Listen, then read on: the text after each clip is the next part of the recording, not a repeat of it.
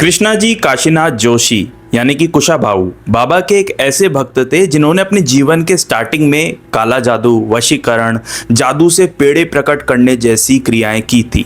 और जब वो द्वारका माई में पहली बार साईं बाबा से मिलते हैं और बाबा उन पर इतना क्रोधित होते हैं कि उन्हें द्वारका माई से बाहर निकाल देते हैं। कुछ लंबे समय के बाद जब वो दोबारा द्वारका माई आते हैं तो उसके बाद बाबा उनसे फिर इतने प्रसन्न हो जाते हैं कि उन्हें एक आशीर्वाद देते हैं कि वो जब भी हाथ बंद कर कर आसमान में उनको याद करेंगे, उनके हाथ में बाबा की धुनी माई की उदी प्रकट हो जाएगी। श्री नरसिम्हा स्वामी जी ने लाइफ ऑफ साईं बाबा किताब में भी इन भक्त के बारे में बताया है। इन भक्त का पूरा नाम था कृष्णा जी काशीनाथ जोशी, जिसे आप प्यार से कुशाभाऊ भी बुला सकते हैं और बाबा प्यार से कुशाभाऊ ही बुलाते थे। कुशाभाऊ का बचपन कुछ अनोखा ही बीता था। तो आज की इस वीडियो में हम इस स्पेशल भक्त के बारे में चर्चा करेंगे। कुशाभाऊ उन भक्तों में से हैं जिन्होंने बाबा को देखा भी था, लेकिन उनका बचपन बहुत ही अलग परिस्थितियों में गुजरा था। जब वो छोटे थे तो वो मारुति मंदिर के दर्शन करने रोज जाया करते थे।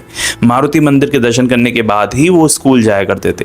वहां से लौटते समय एक बार उन्हें एक साधु बैठे हुए दिखते हैं। उन साधु से बातचीत करते हैं। साधु भी छोटे से कुशाभाऊ से बहुत प्रभावित हो जाते हैं और साधु के लिए दूध लेकर आना और लिक्विड, वो साधु अक्सर लिक्विड ही लिया करते थे, वो अन्न नहीं खाया करते थे। तो उन साधु के साथ बैठना उठना कुशाभाऊ की इतनी उनसे जान पहचान हो गई कि कुशाभाऊ ने उन्हें अपना गुरु बना लिया। कुशाभाऊ से भी वो साधु बहुत प्रसन्न हो गए और अलग अलग धार्मिक स्थानों पर कुशाभाऊ को वो लेकर जाने लगे। कुशाभाऊ को उन्होंने बहुत सारी यौगिक क्रियाएं भी सिखाई। छोटे से जब कुशाभाऊ थे उन्होंने उन साधु के पीछे पड़कर उनसे कुछ तंत्र विद्या भी सीखना चाहिए।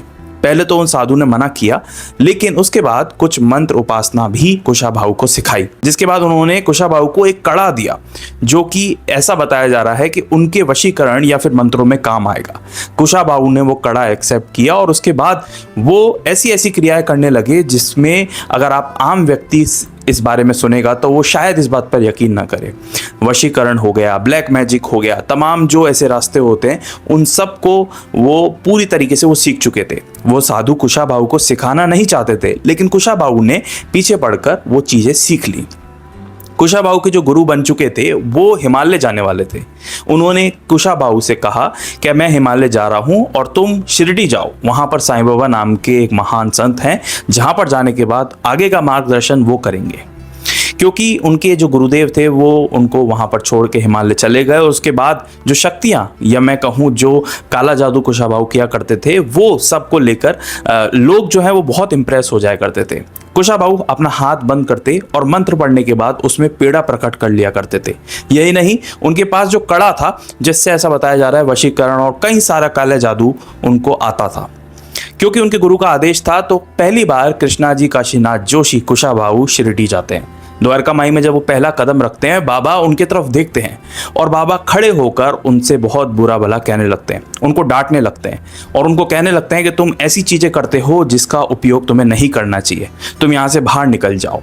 वो एकदम डर जाते हैं क्योंकि उनके गुरु ने उन्हें बाबा से मिलने को कहा था, लेकिन उसके बाद भी बाबा का ये व्यवहार देख के वो डर जाते हैं।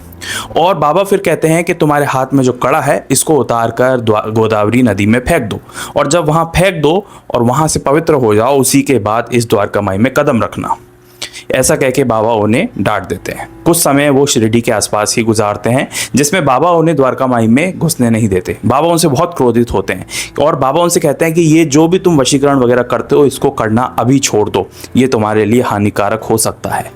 इसी के साथ बाबा उन्हें गुरु चरित्र ग्रंथ देते हैं पढ़ने को, जिसका 108 बार पढ़ने के लिए बाबा उन्हें आदेश देते हैं। लगभग 8-9 महीने कुशाभाऊ शिरडी से दूर जाकर उस ग्रंथ का अध्ययन करते हैं और जब वो दोबारा लौटते हैं तो इस बार वो बदल चुके थे। उन्होंने अपना कड़ा गोदावरी नदी में फेंक दिया था। यही नहीं, बाबा का आदेश का पालन करते हुए उन्होंने उन मंत्रों का इस्तेमाल करना भी बंद कर दिया था जिससे लोग उनसे इम्प्रेस हो जाते थे, उनके बारे में अच्छा अच्छा कहने लगते थे। तो वो मंत्रों से पेड़े बनाने वाली जो शक्ति थी उसका भी उन्होंने त्याग कर दिया था। कुशाभाऊ शिरडी पहुंचते हैं और इस बार वो बदल जाते हैं क्योंकि बाबा का ऐसा आदेश था। बाबा उनसे प्रसन्न होते हैं और उन्हें द्वारका माई में अपने नजदीक बैठाते हैं। उस दिन के बाद से कुशाभाऊ भी बाबा के साथ ही बैठने लगे। एक बार एकादशी का दिन था और एकादशी के दिन कुशाभाऊ ने कुछ खाया नहीं था। अक्सर जो लोग होते हैं वो उपवास भी करते हैं। तो बाबा ने पूछा कि आज तुमने क्या खाया? तो कुशाभाऊ ने बोला कि मैंने कुछ भी नहीं खाया क्योंकि आज तो एकादशी है, उपवास है। तो बाबा ने पूछा फिर इस दिन तुम क्या खाते हो? तो कुशाभाऊ बोले कि मैं कंदमूल खाता हूँ। बाबा ने उनसे मजाक किया और कंदमूल यानी कि जो फलार खाया जाता है वो कंदमूल की जगह बाबा ने कहा कि तुम कंद यानी कि कांदा खाते हो। कांदा, प्याज को भी कांदा कहा जाता है। तो बाबा ने उनसे ऐसा मजाक किया। तो कुशाभाऊ चौंक गए और बोले कि नहीं बाबा, कांदा नहीं, कंदमूल। तो बाबा बोलते हैं नहीं, तुम झूठ बोलते हो, तुम कांदा खाते हो। और बाबा अपने पास से एक प्याज का टुकड़ा निकालते हैं और उनको देते हैं कि लो खाओ। अब कुशाभाऊ बोलते हैं कि आज के दिन अगर आप खाएंगे तो मैं खाऊंगा। तो बाबा उनको प्रूफ देते हुए खुद भी खा लेते हैं और उनको भी खिला देते हैं। इतने में ही द्वारका माई में और भी भक्त आते हैं। तो बाबा बोलते हैं कि देखो इस मनुष्य को, आज एकादशी है और ये प्याज खा रहा है। सभी भक्त जो होते हैं वो देखकर हैरान होते हैं और कुशाभाऊ बोलते हैं कि बाबा ने ही कहा था और बाबा ने भी खाया है। तो बाबा बोलते हैं कि नहीं, मैंने तो नहीं खाया है। और इतना ही कह के बाबा उल्टी कर देते हैं। और जब वो उल्टी करते हैं तो उस उल्टी में प्याज नहीं, उसके अलावा जो व्रत में फलारी कंदमूल निकलते हैं यानी कि स्वीट पोटैटोज हो गए जो व्रत में खाए जाते हैं। कुशाभाऊ की आंखें एकदम चौंधे आ जाती हैं क्योंकि बाबा ने तो ये सब खाया ही नहीं था। उन्होंने तो प्याज खाई थी, लेकिन ये कंदमूल कैसे निकल रहे हैं।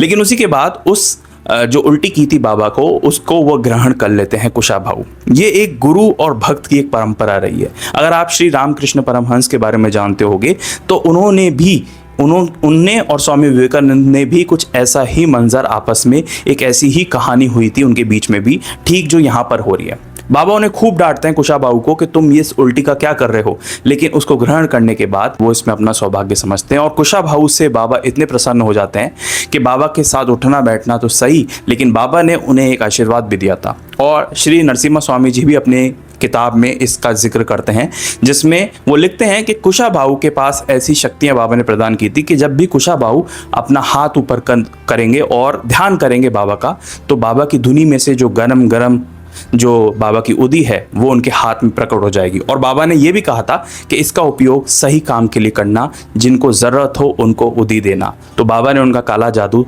छुड़वाया। बाबा ने वो जो बैंगल, जो कड़ा उन्होंने पहन रखा था वो उतरवाया। और बाबा का हमेशा ये मानना था कि ऐसे रास्ते अक्सर हर एक के लिए नहीं होते और बहुत नुकसान भी पहुंचा सकते हैं, जिस वजह से बाबा ने उनका इस पूरे जीवन को चेंज किया।